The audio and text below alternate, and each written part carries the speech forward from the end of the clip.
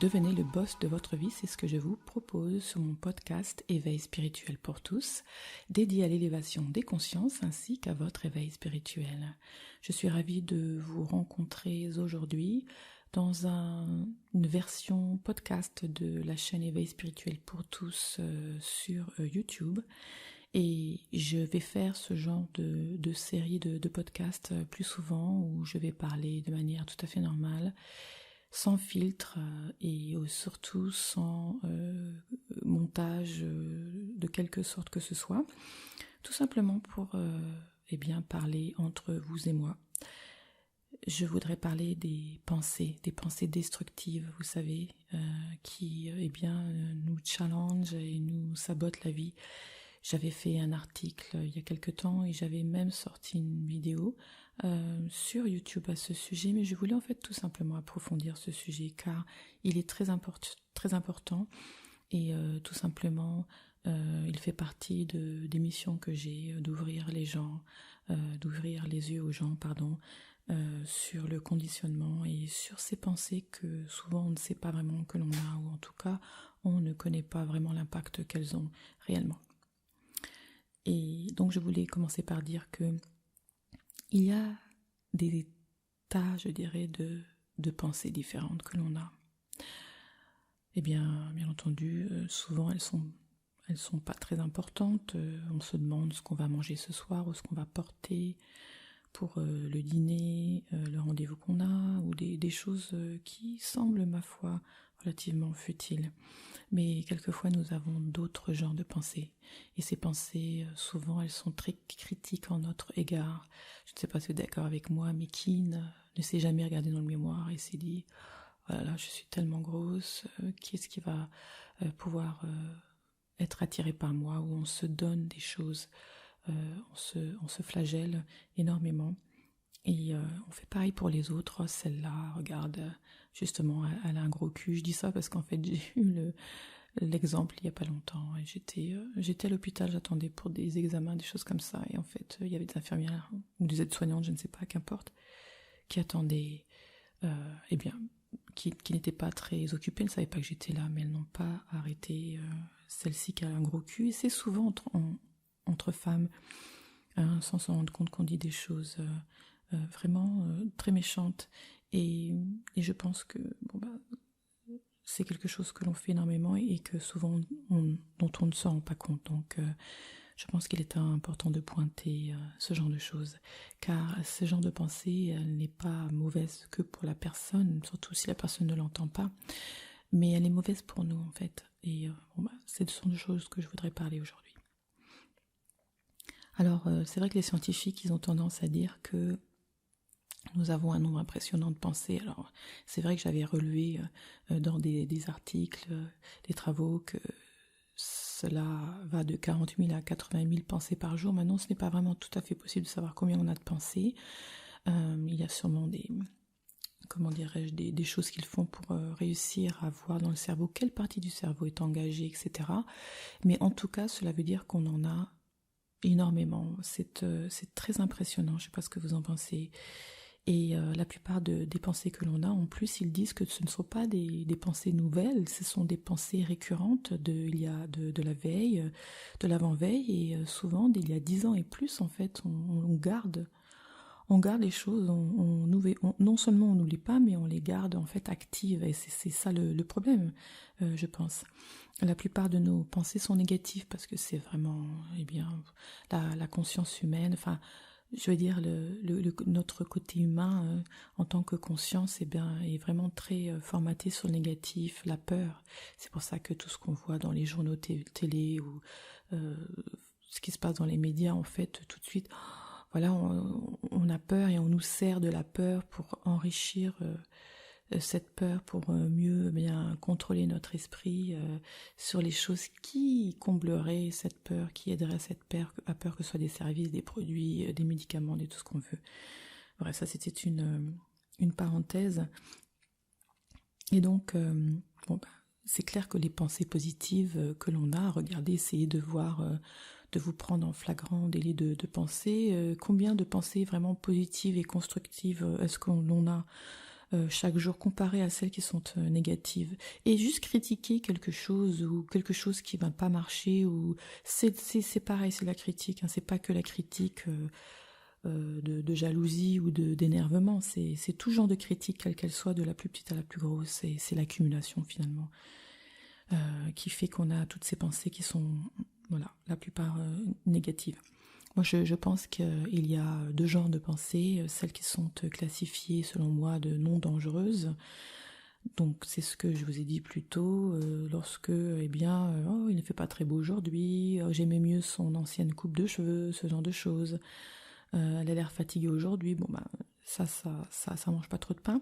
Et celles qui sont dangereuses, c'est vraiment celles où je me déteste, je veux mourir, je préférerais crever que de continuer avec cette personne ou continuer ce boulot où j'y arriverai jamais. Vous voyez ce genre de pensées qui sont terribles en fait, hein. On pense que ça n'a pas d'impact, ou est-ce qu'on est vraiment conscient qu'on les a, qu'on se dit ça? J'en suis même pas vraiment sûre finalement. Beaucoup de choses passent à la trappe puisqu'on est en pilote automatique quand même la plupart de nos journées. Et donc vous comprenez bien que les pensées qu'on a, elles ont un impact sur notre vie parce qu'elles la façonnent. Enfin, voyez, regardez, si vous vous dites constamment, parce que dans votre enfance vos parents vous ont martelé, ou pas forcément vos parents, mais c'est un exemple parmi tant d'autres, souvent les parents sont les premiers qui vont mettre des idées dans la tête des enfants, c'est normal, ce sont ceux qui les élèvent, ceux qui ont été élevés par d'autres personnes, et ça sera peut-être plutôt ces personnes. Mais comment dirais-je, on a on nous dit, supposons qu'on nous dise à quel point on ne vaut rien, ou t'es nul, tu vaux rien, vous voyez, ça c'est un truc facile à dire. On se dit ça mange pas de pain, alors que ça traumatise des millions d'enfants d'entendre ce genre de choses. Si c'est une fois, bon bah, il y a de grandes chances que ça passe à la trappe, mais imaginez quelque chose comme cela tous les jours. Et aussi si peut-être l'enfant a, comment dirais-je, des frères ou des sœurs qui, eux, par exemple, sont premiers de la classe. Voilà, moi personnellement, c'est un peu l'histoire qui m'est arrivée. Un des traumatismes, moi j'en ai pas qu'un.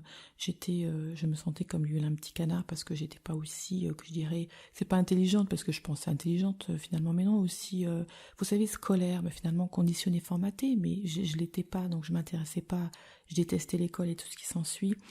J'ai fait une vidéo sur cela l'année dernière, c'était pas il y a 1 an et demi, sur eh bien ma dépression, et je parlais de ce genre de choses. Si ça vous intéresse, c'est sur ma chaîne Éveil spirituel pour tous sur YouTube.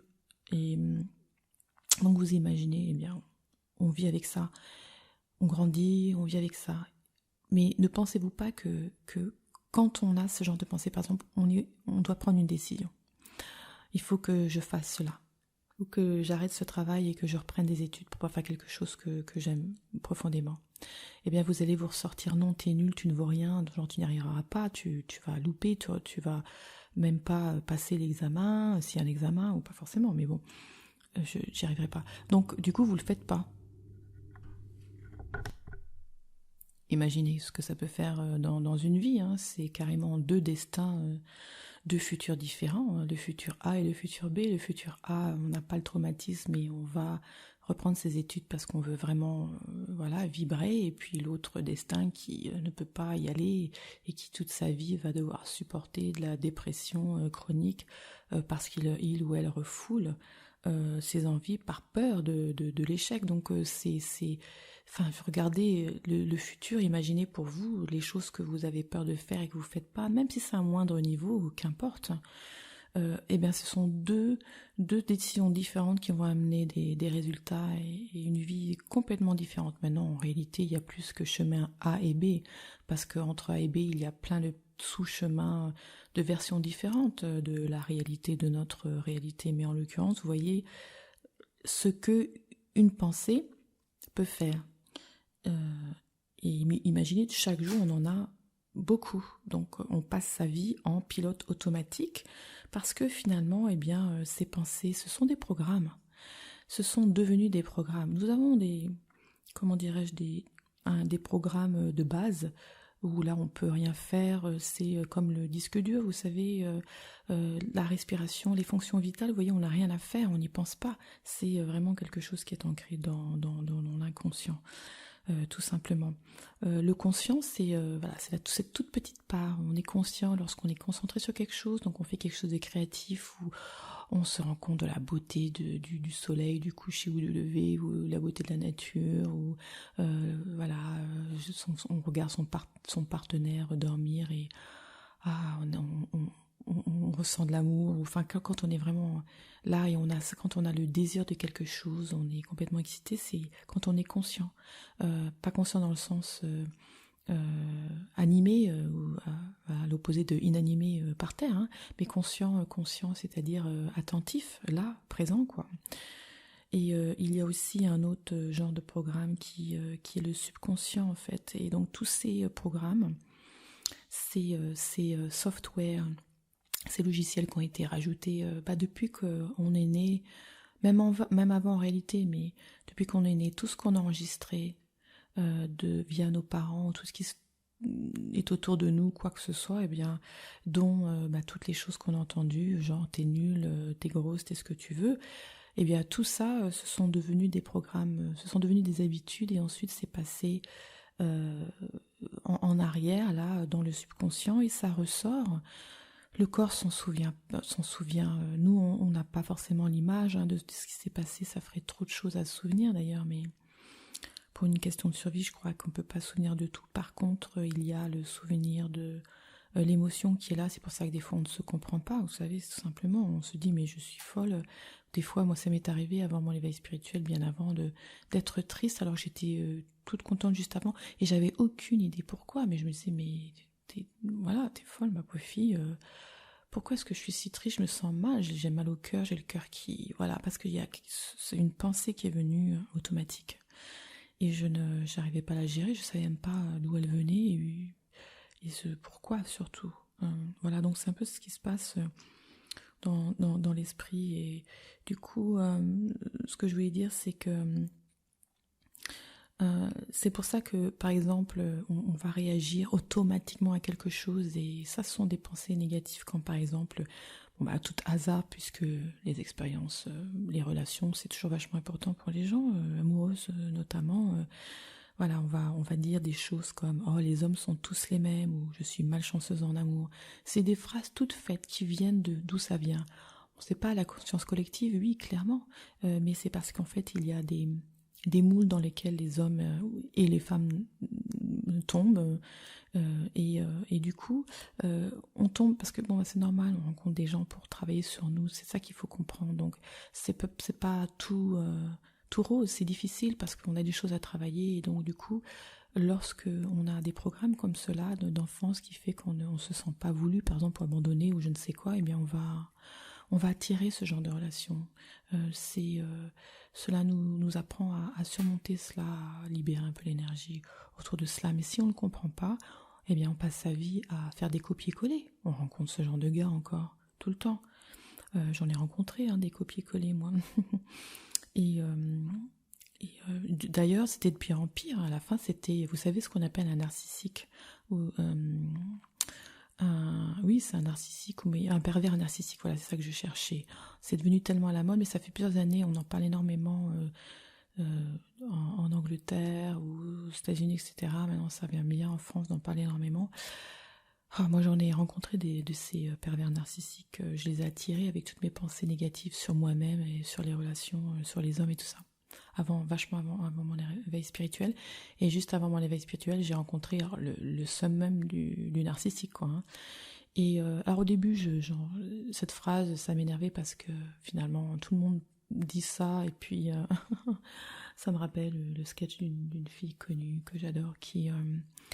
comment dirais-je, elle parlait du narcissique, c'est Blanche Gardin, et elle disait c'est la nouvelle façon d'expliquer comment on s'est fait larguer ou je sais pas quoi. Alors en réalité, je ne connaissais pas ce terme avant, il n'y a pas si longtemps que ça, donc ça a toujours existé, c'est juste qu'on met des termes sur les choses quand le collectif commence à mettre l'accent dessus, si vous voulez, mais en réalité ça a toujours existé. C'est machiavélique et c'est vrai que je me suis rendu compte que moi j'avais eu affaire à plusieurs et dont un, voilà, peut-être j'en parlerai un peu dans un podcast un jour parce que ça peut aider beaucoup de gens à relever l'attention sur ce genre de choses et savoir que ce n'est pas nous qui sommes en cause, etc.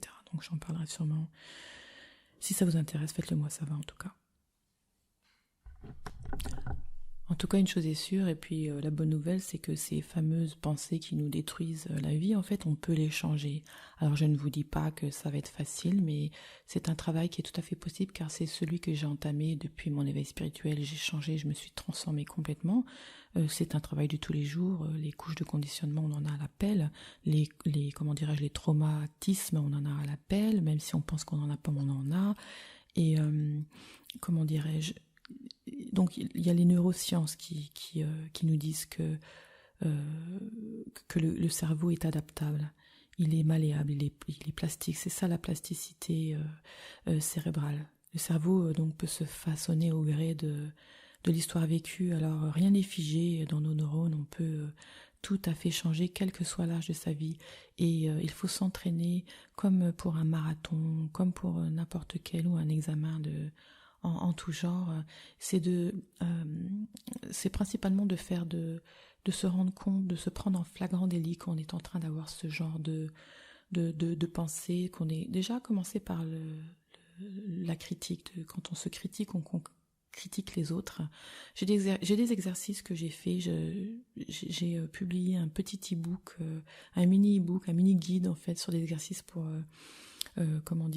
qui s'appelle 4 exercices pour contrôler ses pensées, gérer son esprit pour gérer sa vie, qui coûte mais 2 fois rien, 1 euro quelque chose. En fait, si vous allez sur mon site internet éveilspirituelpourtous.fr, vous verrez que c'est en première page ce mini e-book. Si ce n'était plus le cas, ce serait dans mon magasin en ligne, dans le menu. Juste pour 1 euro et des brouettes, je dirais que il y a 4 exercices qui sont très importants à commencer, par lesquels commencer, car c'est pas si simple. Moi personnellement, j'utilise ces exercices et bien d'autres. J'utilise aussi la méditation parce que ça permet de canaliser et de maîtriser son esprit, la mindfulness ou pleine conscience. Les Tibétains, c'est ça qu'ils font pour gérer leurs pensées qui sont impropres. Se purifier, c'est-à-dire retirer toutes ces pensées négatives qui nous tuent la vie, en méditant, en étant en pleine conscience, en se prenant en flagrant délit, en s'exerçant, mais avec d'autres aussi, avec des gens avec qui on est sur la même longueur d'onde, de demander à l'autre, de nous dire dès qu'on critique, etc. Vous voyez, ça serait toute la journée, on passe notre temps à ça. Je suis en train de créer une académie qui va pouvoir en fait vous aider, si vous le souhaitez, à vous former à maîtriser vos pensées destructives, et surtout avoir le contrôle de sa vie, parce que cette chaîne YouTube que j'ai, ce podcast, est vraiment le but du jeu. C'est devenir le boss de votre vie. Et donc c'est ce que je vous propose dans chacune de mes vidéos, articles ou quoi que ce soit que je fasse. Mon site internet, c'est éveilspirituelpourtous.fr. Je vous conseille de le visiter. Entre les méditations guidées, les mini-books, les formations courtes, les académies qui vont venir plus tard, vous aurez de quoi bosser sur vous-même. Je vous dis à bientôt, et en attendant, n'oubliez pas, vous êtes le corps, l'esprit et la conscience. Vous avez toujours rêvé de prendre en charge votre vie et d'être libre? Alors abonnez-vous à ma chaîne, car je prépare tous les outils nécessaires pour que vous puissiez devenir le boss de votre vie.